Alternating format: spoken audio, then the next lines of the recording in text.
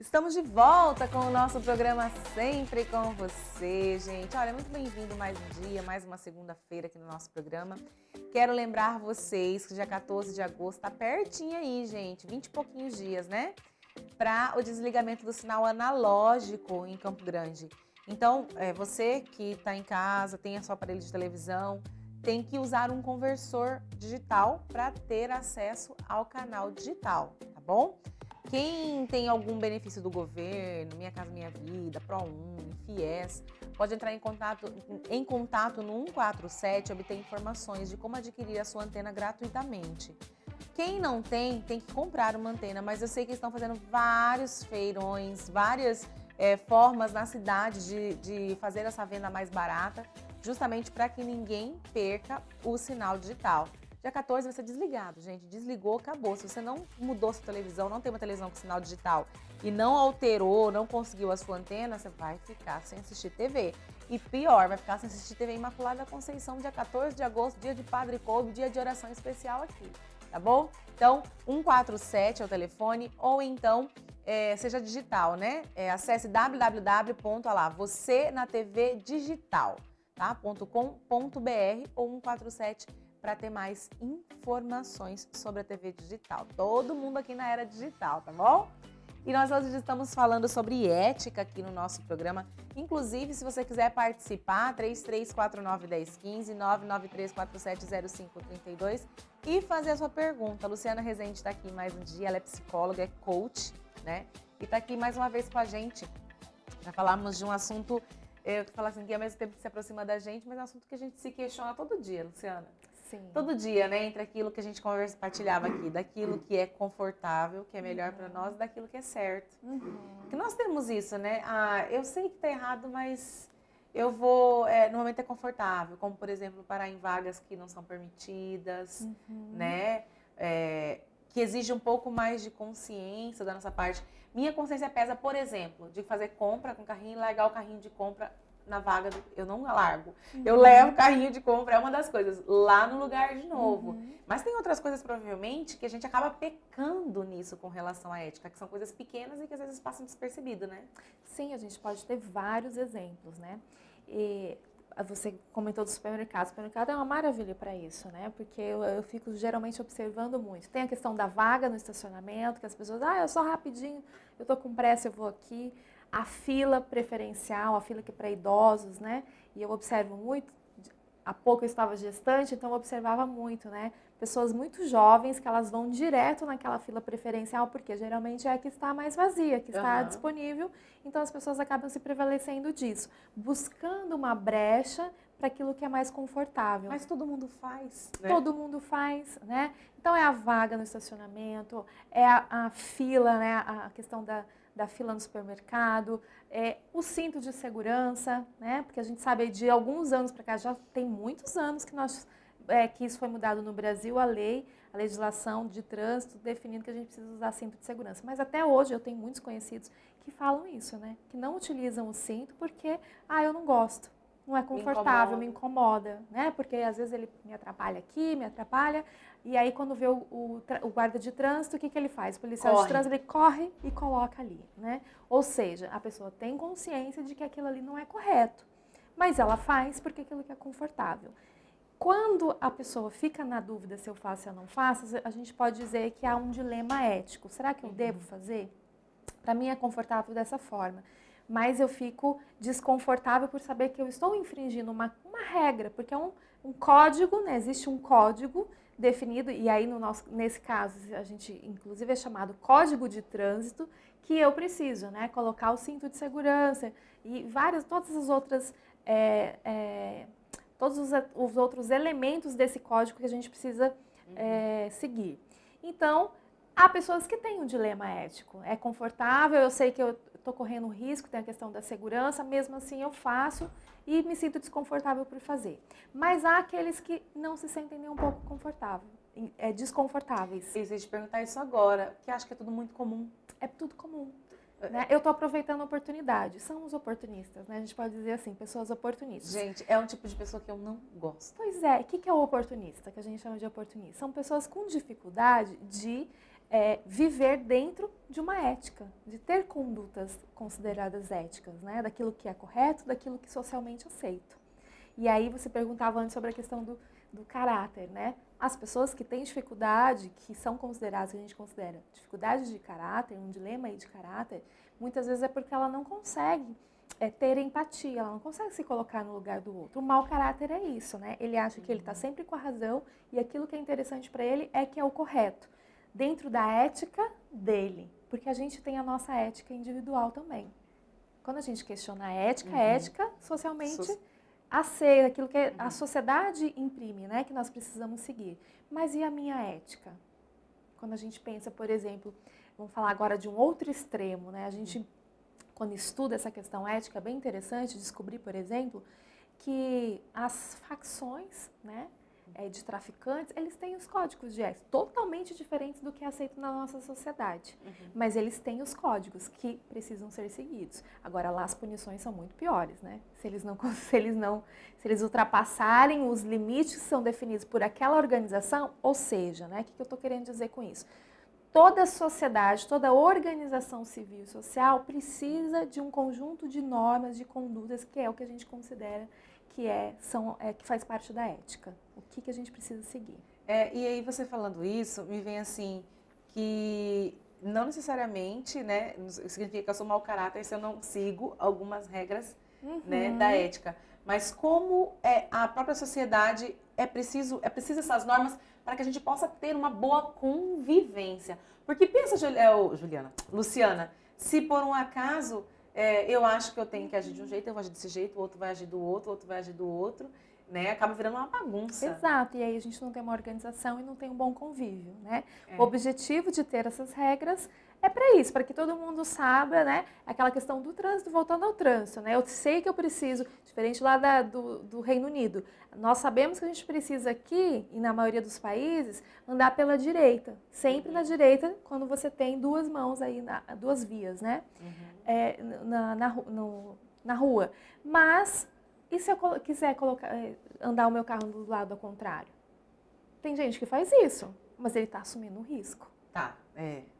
É verdade. Que é o que acontece. Se você, eu já ouvi a palestra de um policial rodoviário federal uma certa vez que me fez refletir bastante, que ele fala o seguinte: em 30 anos de profissão, eu nunca vi um acidente. Aí todo mundo se assustou, mas como assim? Ele falou, não, porque acidente é acidental, é aquilo que você não estava esperando. Na verdade, o que acontece nas estradas são imprudências, são negligências, porque a pessoa sabe que ela não pode ultrapassar ali.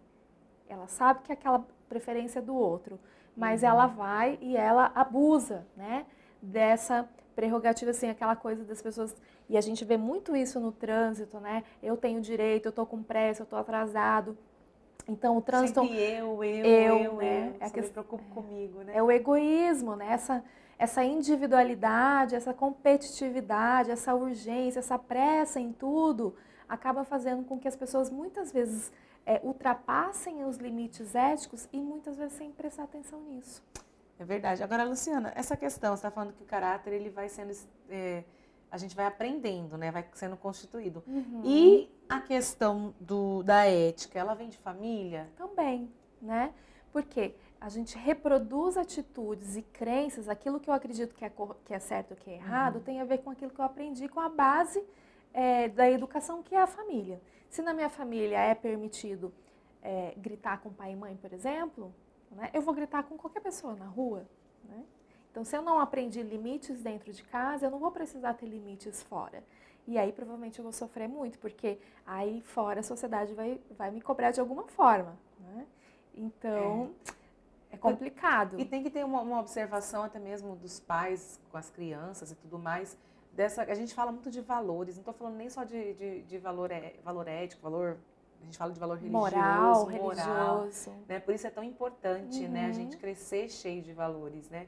Eu falo assim, é uma coisa boba, mas, por exemplo, na minha época, até hoje eu peço bênção para meu pai e para minha mãe com a mão assim, né? E é uma coisa que eu aprendi de criança, e hoje você não vê criança, por exemplo, nem pedindo mais bênção. É um costume, né? né? Costume. né? A gente vê, são coisas, né, que vão se alterando com o passar dos anos, né? Agora, essa questão, você pode gerar um conflito na gente, principalmente a gente que tem pelo menos um pouquinho de valor ético, pode, não pode, devo, não devo, faço ou não faço? Ah, com certeza. Eu acho que isso para quem tem esse cuidado e essa preocupação, essa responsabilidade, né, com a própria vida e com a vida do outro. E é muito comum, pessoas que são sérias, né, pessoas responsáveis, passam diariamente por dilemas éticos, né? Se a gente parar um pouquinho para refletir, olha, que dilema é esse? Pode ser um dilema ético. Eu devo ou não devo fazer, né? Será que eu devo ou não devo aproveitar essa oportunidade? E se questionar, né? Eu vou estar passando por cima de alguém, né? Eu vou ferir alguém com essa conduta, né? Ou aquilo que eu falei no bloco anterior, né? E se ninguém estiver vendo? Tem problema fazer isso aqui? Como é que eu vou me sentir, né? Mesmo que ninguém esteja vendo. Sabendo que isso está errado. Porque acho que o maior acusador da gente é a nossa consciência, Sim. né? Então, os outros não estão vendo, mas eu vou saber que eu fiz. E aquilo ali, muitas vezes, pode matutar na cabeça e machucar a gente, né? Incomodar, né, Luciana? Agora, Luciana, eu queria saber assim, se a gente... A ética da pessoa humana é a mesma ética do profissional? A pessoa que exerce o trabalho? Porque às vezes eu falo assim, às vezes a pessoa fala... né? A gente fala bonito na frente da televisão, por exemplo, né? Numa rádio. E aí, eu tenho como ser diferente? Eu tenho como ser duas pessoas com duas éticas diferentes no ambiente de trabalho? E pessoalmente, eu não consigo ver duas pessoas diferentes. Para mim, a pessoa é uma só. Até tem, tá, Antonielli? Mas aí são pessoas que têm uma disfunção de personalidade, tá? Existem pessoas, sim, com possibilidade de ter personalidades diferentes em função do contexto, né? E provavelmente a gente vai perceber, até quem é, né, os leigos, quem for leigo, vai ter essa percepção de que essa pessoa é estranha. Ou pelo menos, nossa, mas que caráter duvidoso, aquele caráter duvidoso. Porque é possível, mas são pessoas dissociadas com disfunções de personalidade que podem sim. Agora, no geral, não, né? Porque aquilo que a gente aprende em casa, a gente acaba levando para o ambiente profissional e vice-versa. Às vezes eu não tenho uma família muito estruturada, onde eu tenho aprendido a questão dos limites, por exemplo, né? Porque quando a gente fala em relação social, é toda permeada por limites, até onde eu posso ir e até onde eu começo, onde termina o meu direito e começa o do outro, né? Que a gente sempre fala. Pode ser que eu não tenha aprendido isso muito em casa. Mas lá no meu primeiro emprego, no segundo emprego, eu tinha lá uma estrutura um pouco mais conservadora, um pouco mais rígida, uma empresa onde era bem definida essa questão das regras. E eu posso aprender com isso. Ou seja, eu posso continuar o meu aprendizado, porque a gente está apto a aprender o tempo inteiro na vida. E às vezes a gente descobre isso através do trabalho, dependendo do ambiente. Mas pode acontecer o contrário também. Se eu for por um ambiente onde a conduta não é ética, pode ser que eu entenda que aquilo ali é normal, é natural. Posso ser corrompido? Não sei, né? Posso dizer assim? Um exemplo simples. Empresas que sonegam um imposto. Aqui é comum, a gente não paga imposto, né? E aí?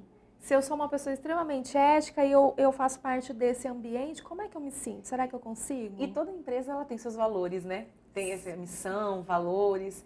E aí cabe também da gente, acho que do profissional, saber se eu me encaixo naquilo ali, né? Se aquela empresa ela tem os mesmos valores que eu, se vai valer a pena eu estar ali, né? Porque a gente soma, né? O indivíduo, ele traz de si e ele é importante verificar, e é importante estar dizendo, né, com a empresa, os princípios, porque valores às vezes está lá descrito, esses aqui são os principais. Mas a cultura e o ambiente, ela reflete aqueles valores, aqueles princípios que estão descritos lá naquela plaquinha?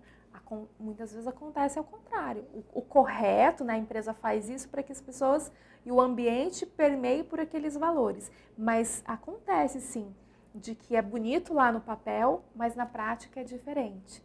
Então é importante a gente ficar atento a isso. E muitas vezes o profissional entra em conflito dentro do ambiente de trabalho por conta disso, né? É onde começam a surgir os conflitos. Será que esse lugar aqui me pertence? E a empresa, quando ela é uma empresa idônea e tudo mais, ela percebe um funcionário que não é ético, que fala mal dos colegas, mal do trabalho dos colegas. Provavelmente ele não fique nesse ambiente, né? Porque a gente está falando também de cultura.